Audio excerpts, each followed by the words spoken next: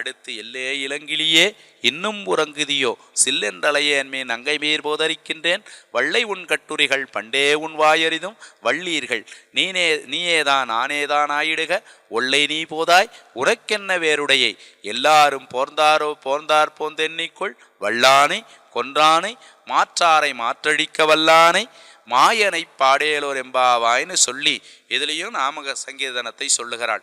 பிறகு நந்தகோபனுடைய திருமாளிகைக்கு போய் அங்கே திருப்பள்ளி எழுச்சி எழுப்புகிறாள்.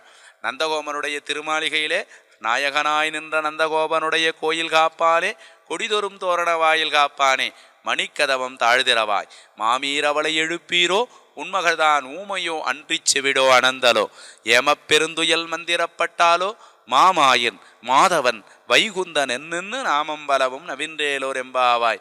அந்த பெருமானினுடைய எல்லா திருநாமங்களையும் பாடிக்கொண்டு வருகிறோம். உன் மகளுடைய காதல விழலையோ செவிடோ அவ வாய் பேச முடியாத ஊமையோ அன்றி செவிடோ அனந்தலோ என்றெல்லாம் பாடுகிறாள். நாம சங்கீதனம் அவளுடைய காதுகளில் போய் விழவில்லையா என்று ரொம்ப அற்புதமா அவளிடத்திலே எழுப்பி பேசுகிறாள்.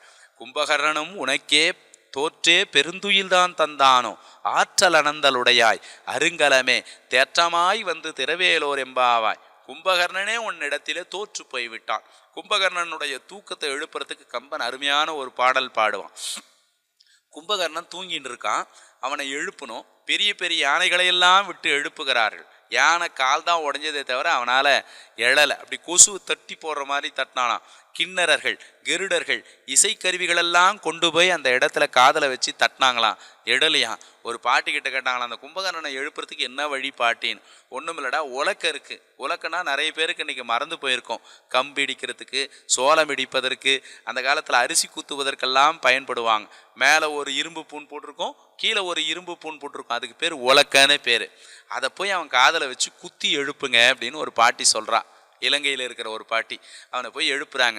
உறங்குகின்ற கும்பகர்ண உந்தன் மாய வாழ்வெல்லாம் இறங்குகின்றதின்றுகான் எழுந்திராய் உறங்குகின்ற கும்பகர்ண உந்தன் மாய வாழ்வெல்லாம் இறங்குகின்றதின்றுகான் எழுந்திராய் கரங்கு பொள்ள வில் பிடித்த கால தூதர் கையிலே உறங்குவாய் இனி கிடந்துறங்குவாய். கம்பனுடைய பாட்டு இது.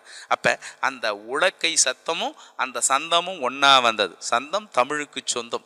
அந்த வகையிலே பார்க்கிற போது கும்பகர்ணன் கூட தோற்றே உனக்கே பெருந்துயில் தான் தந்தானோ ஆற்றல் அனந்தலுடையாய் அருங்கலமே என்று பேசுகிறாள். அடுத்து இந்த நாம சங்கீதனம் கிடைத்தா சொன்னா நமக்கு என்னெல்லாம் வந்து சேரும் அப்படின்ற அடுத்த பாசுரத்துல 17வது பாசுரத்துல அனுபவிப்பாள். அம்பரமே தண்ணீரே சோரே. அம்பரம்னா உடை. நல்லா நமக்கு உடை கிடைக்கும். எப்ப கோவிந்தான்னு சொன்னான் இல்லையா? அதனால்தான் குறை ஒன்றும் இல்லாத கோவிந்தன்னு சொன்னேன். குறைவில்லாத அந்த கோவிந்தனுடைய திருநாமத்தை சொன்னா என்ன கிடைக்கும்? அம்பரமே.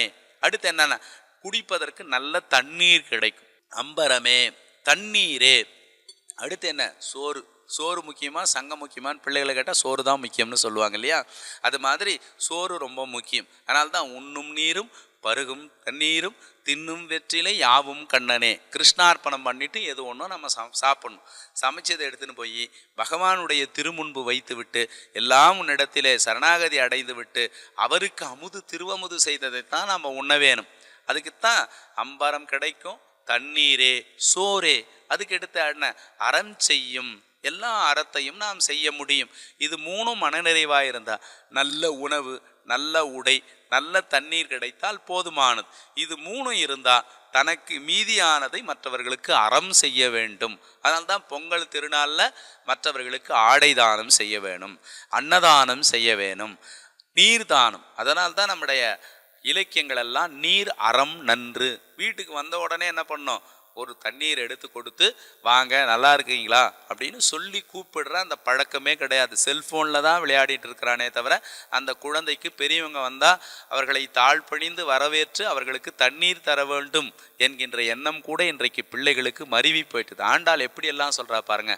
அம்பரமே தண்ணீரே சோரே அறஞ்செய்யும் எம்பெருமானந்த கோபாலா எழுந்திராய் கொம்பனார்க்கெல்லாம் கொழுந்தே குலவிளக்கே எம்பெருமாட்டி யசோதாய் அறிவுராய் அம்பரம் மூடறுத்தோங்கி உலக உலகலந்த உம்பர் கோமானே உறங்காது எழுந்திராய் செம்பொற் கடலடி செல்வா பலதேவா உம்பியும் நீயும் உறங்கேலோர் எம்பாவாய்னு சொல்லி இப்பதான் வடப்பெருங்கோயிலுடையவனாக இருக்கிற வடபத்ரசாயனுடைய திருக்கோயிலுக்குள்ளே அவள் போவதாக ரொம்ப அற்புதமாக அனுபவிக்கிறாள்.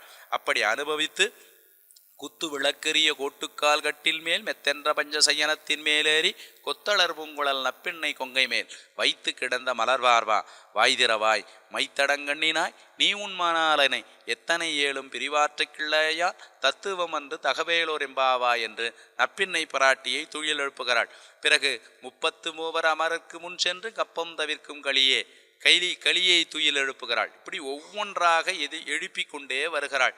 வந்து கடைசியா கண்ண பரமாத்மா படுத்து கொண்டிருக்கிறார். அவரை திருப்பள்ளி எழுப்புவதாக ஒரு அற்புதமான பாசுரம். அங்கன்மா ஞாலத்து அரசர் பங்கமாய் வந்து நின் பள்ளி கட்டிற்கீழே சங்கம் இருப்பார் போல் வந்து தலை பெய்தோம் கிண்கிணிவாய் செய்த தாமரை பூ போலே செங்கன் சிறிதே எம்மேல் விழியாவோ திங்களும் ஆதித்யனும் எழுந்தார்போல் அங்கனிரண்டும் கொண்டு எங்கள் மேல் நோக்குதியேல் எங்கள் மேல் சாபம் இழிந்தேலோர் எம்பாவாய். இது ரொம்ப அற்புதமான பாசுரம்.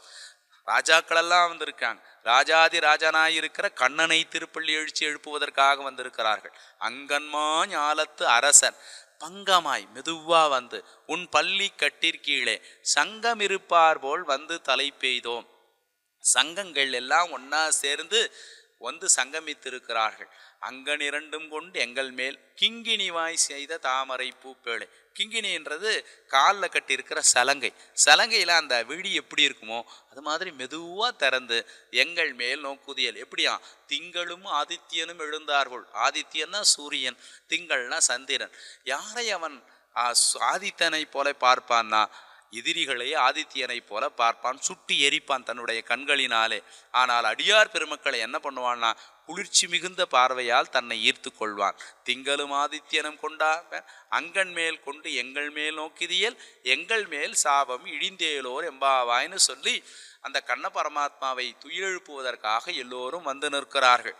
அடுத்து அந்த பெருமாள் எப்படி எழுகிறான் என்பதை ஆண்டாள் அழகாக அனுபவிக்கிறாள்.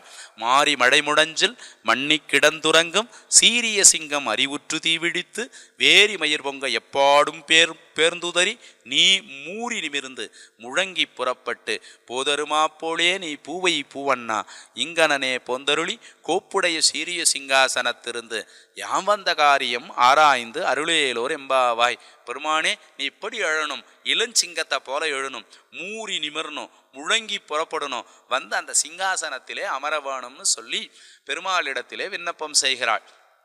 பெருமாள் எழுந்து அப்படி சிங்காசனத்தில் உட்கார்றான். அவன் என்ன இருந்தாலும் பெரியாழ்வார் என்கின்ற விஷ்ணு சித்தனிடத்திலே இருந்து பிறந்தவள் அல்லவா. அவள் பல்லாண்டு பாடணும்னு ஆசைப்படுறான். அவங்க அப்பா தானே பல்லாண்டு பாடினார். பல்லாண்டு பல்லாண்டு பல்லாயிரத்தாண்டு பல கோடி 100,000 மல்லாண்ட திந்தோல் மணிவண்ணா உன் சேவடி செவ்வி திருக்காப்பு அடியோமோடும் நின்னோடும் பிரிவின்றி 1000 பல்லாண்டு வடிவாய் நின் வளமார்பினில் வாழ்கின்ற மங்கையும் பல்லாண்டுன்னு சேவித்தாள் அல்லவா. அது அப்படியே உள்ளத்துக்கு வாங்கிட்டு இங்க அவ பல்லாண்டு சேவிக்கிறாள். இதுக்கு பல்லாண்டு பாசுரம்னு பேரு. அன்றி உலகம் அலந்தாயடி போற்றி சென்றங்கு தென்னிலங்கை செற்றாய் திரள் போற்றி பொன்னச்சகடம் உதைத்தாய் பூகள் போற்றி கன்று குணிலாய் எரிந்தாய் கடல் போற்றி குன்று கூடையாய் எடுத்தாய் குணம் போற்றி வென்று பகை கெடுக்கும் நின் கையில் வேள் போற்றி என்றென்று முன் சேவகமே ஏந்தி பறை கொள்வான் இன்று யாம் வந்தோம் இரங்கேலோரெம் பாவாய். அன்று இந்த உலகத்தை அளந்தவன் உன்னுடைய திருவடியை நான் வணங்குகிறேன். முதல்ல திருவடியை வணங்கணும்.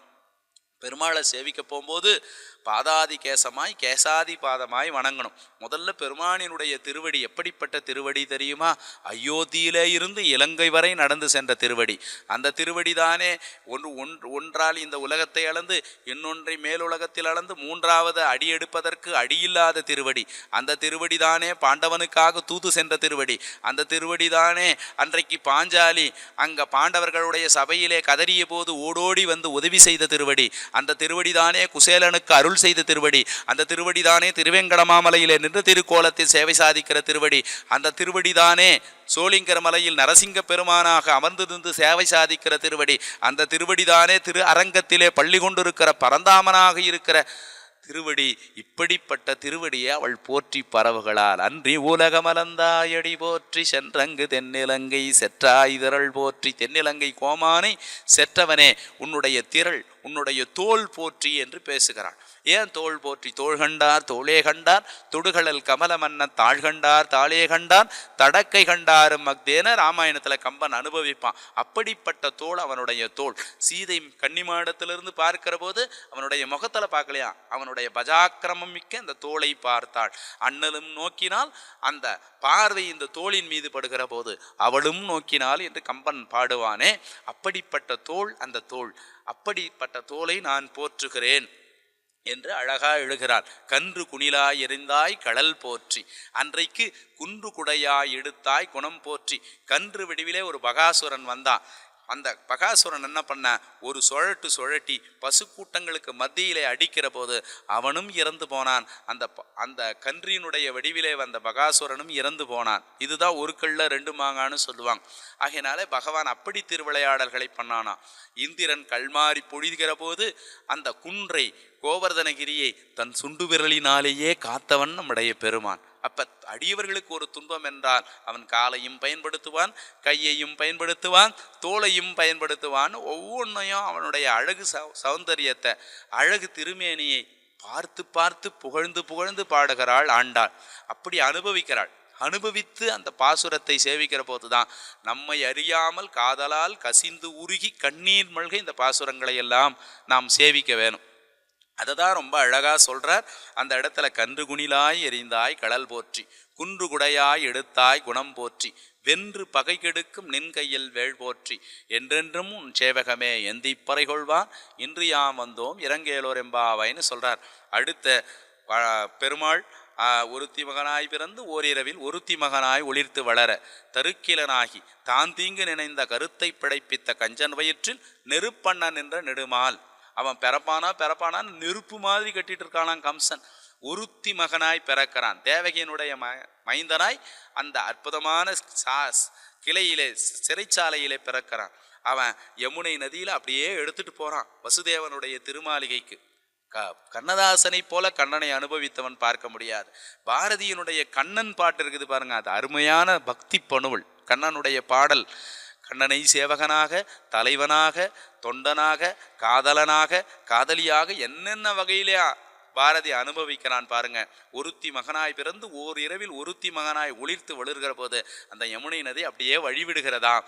வழிவிடுகிற போது அந்த கூடையில அந்த பெருமானை தூக்கி கொண்டு அப்படியே போகிற போது அப்பதான் ஒரு பாட்டு, திரை இசை பாடல்கள். பன்னீர் மலர் சொரியும் மேகங்களே எங்கள் பரந்தாமன் மெய் அழகை பாடுங்களேன், கண்ணதாசனுடைய வரி. அப்ப பன்னீர் மலை சொரிகின்ற அந்த மேகங்கள் எல்லாம் முதல்ல பரந்தாமனை பார்த்தது தேவகியோ அல்ல, யமுனை நதிக்கரையோ அல்ல, அங்கிருக்கிற ஆயர்பாடி மக்களோ அல்ல, முதல்ல மேகங்கள் தான் பார்த்து மழைதான். எப்படி இருந்தான்? பன்னீர் மலர் சொரியும் மேகங்களே எங்கள் பரந்தாமன் மெய் அழகை பாடுங்களேன் என்று அப்படி பின்னாடி வருகிறவர்களுக்கெல்லாம் பாடல் வரிகளை வாரி வாரி வழங்கியவள் தான் ஆண்டாள் தாயார். இந்த ஒருத்தி மகனாய் பிறந்து ஓரிரவில் ஒருத்தி மகனாய் ஒளிர்த்து வளரன்றதுக்கு மட்டும் ஏறத்தாழ 366 பக்கத்துல உரை விளக்கம் இருக்கிறது. அதற்கு நேரமில்லை. நெருப்பெண்ணன் என்ற நெடுமால். அடுத்து என்ன சொல்றார்? முதல் பாசுரமே மாலே மணிவண்ணா மார்கழி நீராடுவான் மேலையார் செய்வனகள் வேண்டுவன கேட்டியல் ஞாலத்தை எல்லாம் நடுங்க முரள்வன பாலன்ன வண்ணத்துன் பாஞ்ச சன்னியமே போல்வன சங்கங்கள் பொய்ப்பாடுடையனவே சாலப் பெரும்பறையே பல்லாண்டி சைப்பாரே கோல விளக்கே கொடியே விதானமே ஆழி நிலையாய் அருளேலோர் எம்பாவாய்னு சொல்லி முழுக்க கண்ணனை அனுபவிக்கிறாள் அந்த பாசுரத்துல. திருமாலாகவும் மணிவண்ணனாகவும் எல்லாவற்றிலையும் இருக்கின்ற பெருமான் ஆளின் இலையில் ஒரு பாலகனாய் உலகமேலும் உண்டு உமிழ்ந்து அந்த ஆளின் இலையிலே ஒரு பாலகனாய் இருப்பான். இன்னைக்கு கூட கோகுல் ஸ்டாண்டல் அந்த பவுடரில் பார்த்தீங்கன்னா ஆளிலை கண்ணனை ரொம்ப அழகாக போட்டிருப்பான். அதனால ஆழிலை மேல் பள்ளி கொண்ட ஆதிநாராயணனாக இருந்தவன் அந்த பெருமான். பார்த்தா இந்த உலகத்தையும் உண்டு உமிழ்வான். இந்த உலகத்தை உண்டு உமிழ்ந்து ஒரு ஆளிலையில் பாலகனாகவும் அவன் துயில்வான். அவன்தான் பரம்பொருளாக இருக்கிற இறைவன் என்பதை ரொம்ப அற்புதமாக அனுபவித்து பேசுகிறாள். கடைசி 4 பாசுரங்கள் முழுக்க முழுக்க பெருமானினுடைய சரணாகதியை பற்றி பேசுவது. இதில் பார்த்தீங்கன்னா 27, 28, 29 3 பாசுரத்திலையும் 3 இடங்கள்ல கோவிந்தா என்கின்ற அற்புதமான திருநாமத்தை சொல்லுகிறாள். ஏன் கோவிந்தான்னு சொல்லுகிறாள்னா, கோ என்றால் பசு, மாடு மேத்த பயலேன்னு சொல்லுவதில் அவளுக்கு பெரிய மகிழ்ச்சி. கூடாரை வெல்லும் சீர்கோவிந்தா, யாரையும் சீர்கோவிந்தா உந்தனை பாடிபறை கொண்டு யான் பெரும் சன்மானம் நாடும் புகழும் பரிசினால் அன்றாக சுடகமே தொல்வளையே தோடே செவிப்பூவே பாடகமே என்றனைய பல்கலனும் யாமணிவோம் ஆடையுடுப்போம் அதன் பின்னே பால் சோறு மூடனை பெய்து முழங்கை வழிவார கூடியிருந்து குளிர்ந்தேலோர் எம்பாவாய். இப்படி நான் கூடாரை வெல்லும் சீர்கோவிந்தனை பாடினால் எனக்கு என்னெல்லாம் கிடைக்கும்? பாடி பறை கொண்டு யான் பெரும் சன்மானம் என்ன தெரியுமா? நாடும் புகழும் பரிசினால் நன்றாக. சூடகம், தோள்வளை, இதெல்லாம் பெண்கள் அணிகின்ற அணிகலன். சூடகமே, தோள்வளையே, தோடு, தோடு தெரியும். செவிப்பூ, செவிப்பூனா கொப்பு இடுறது. இந்த கொப்பு இங்கே போடுவாங்க, அதுக்கு பேர் செவிப்பூன்னு பேர். செவியிலே பூத்து இருக்கிற பூ செவிப்பூவே. பாடகமே என்றனைய பல்கலம் யான் அணிவோம், அதெல்லாம் எனக்கு நீ தருவேன். அது மட்டும் அல்ல, ஆடை உடுப்போம், ஆடை தருவேன். அதுக்கு பின்ன என்ன ஆகும்? மூடனை பெய்து முழங்கை வரிவார. தம் முழங்கையில் வச்சா இந்த நெய், அந்த பாச்சோறு வைத்தா அந்த நெய் இது வரைக்கும் வரும். அங்கே பாசுரத்தில் நெய்யுண்ணோம் பால் உண்ணோம்ன்றான். படியார் பெருமக்கள் எல்லாம் ஒன்றா சேர்ந்துட்டாங்க. இறைவனினுடைய திருவடி எனக்கு கிடைத்து விட்டது. இப்போ மகிழ்ச்சியாக என்ன பண்ணோம்? சாப்பிட்ணுன்றத சொல்கிறா. மூடனை பெய்து முழங்கை வரிவார, நான் மட்டும் சாப்பிடக்கூடாது, கூடியிருந்து குளிர்ந்தேலோர் எம்பாவாய் என்று அனுபவிக்கிறாள். அடுத்து சாத்துமுறை பாசுரம். கறவைகள் பின் சென்று காணம் சேர்ந்துண்போம் அறிவொன்றும் இல்லாத ஆயர்குலத்து பிறவி பெருந்தனை புண்ணியம் யாமுடையோம் குறை ஒன்றுமில்லாத கோவிந்தா உந்தன்னோடு உறவேல் நமக்கிங்கு ஒழிக்க ஒழியாது. அறியாத பிள்ளைகளும் உந்தனை சிறுபேரடைத்தனமும் சீறி அருளாதே. இறைவா நீதாராய் பறையேலோர் எம்பாவாய். பெருமானுக்கும் எனக்கும் இருக்கிற திருவடி சம்பந்தம் இன்றைக்கு நேற்றைக்கு ஏற்பட்டதல்ல, எற்றைக்கும் 7 பிறவிக்கும்னு அடுத்த பாசுரத்தில் அனுபவிப்பாள். அது மாதிரி இந்த மடத்திற்கும் நமக்கும் ஏற்பட்டிருக்கிற தொடர்பு எற்றைக்கும் 7 பிறவிக்கும் உடையது. அந்த திருவடி சம்பந்தம் இல்லைன்னா இங்கே பெருமானுடைய திருமுன்னாடி எழுந்தருளி சாதிக்க முடியாது. பெரியோர்கள் செய்த புண்ணியமோ முன்னோர்கள் செய்த புண்ணியமோ இந்த அற்புதமான திருமடத்தில் திருப்பாவையை சேவிப்பது. அந்த அடிப்படையை பார்க்கிற போது ரொம்ப அழகா சொல்றார். ரொம்ப அருமையான இந்த பாசுரத்துல குறை ஒன்றுமில்லை கோவிந்தா. அதனால்தான் குறை ஒன்றுமில்லை மறைமூர்த்தி கண்ணா என்று ரொம்ப அழகான பாசுரங்கள் எல்லாம் பின்னாடி மலர்ந்ததற்கு அடிப்படை காரணமாக இருந்தது. அடுத்து 29வது பாசுரம். இது விடியற்காலம் எழுந்து பிள்ளைகள் படுக்கையிலிருந்து எழுந்து சேவிக்க வேண்டிய பாசுரம். பிள்ளைகளுக்கு எது சொல்லி தரணும்னா, அவங்களுக்கு நிறைய பணம் பொருளை சேர்த்து வைக்கக்கூடாது, அருட்செல்வத்தை சேவித்து வைக்க வேண்டும். காலையில் எழுந்து பிள்ளைகள் விடியற்கால எழுந்து தன்னுடைய படுக்கையிலிருந்து சேவிக்க வேண்டிய பாசுரம் இந்த பாசுரம். சிற்றம் சிறுகாலே வந்துன்னை சேவித்து உன் பொற்றாமரை அடியே போற்றும் பொருள்கேளாய் பெற்றமை துண்ணும் குலத்தினில் பிறந்து நீ குற்றே வளங்களை கொல்லாமல் போகாது இற்றை பறைகொள்வான் அன்றுகான் கோவிந்தா. எற்றைக்கும் 7 பிறவிக்கும் உன் தன்னோடு உற்றோமேயாவோம் உமக்கே நாம் ஆட்செய்வோம் மற்றை நற்காமங்கள் மாற்றேலோர் எம்பாவாய். இந்த திருப்பாவை நோன்பு பாருங்க, விடியற் காலம் நடந்தது. பெண் பிள்ளைகள் எல்லாம் தனியா போனாங்க, மார்கழி நீராடம் செய்தார்கள். அப்படின்னா எவ்வளவு உத்தமமான காலமா நம்முடைய தமிழ் மக்கள் இருந்திருக்கிறார்கள் பாருங்க. பெண்கள் குளிப்பதற்கென்று ஒரு தனி குளம் இருக்கும், அங்க ஆண்கள் போய் குளிப்பதற்கு அனுமதி கிடையாது.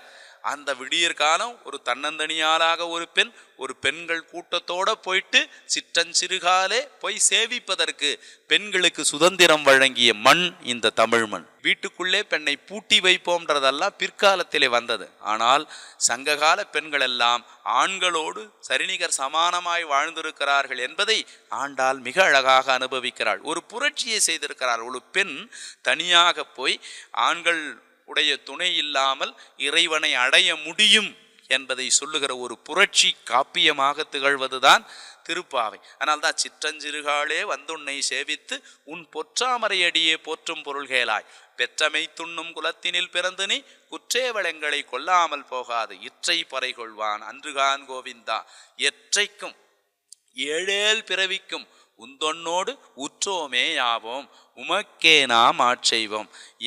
எத்தனை பிறவி எடுத்தாலும் பெருமானே உன்னை சரணாகதி பற்றி உனக்கே ஆட்செய்வதுதான் இந்த பிறவியினுடைய நோக்கம் என்பதை ரொம்ப அழகா 29வது பாசுரத்தில் அனுபவித்து பேசுகிறாள்.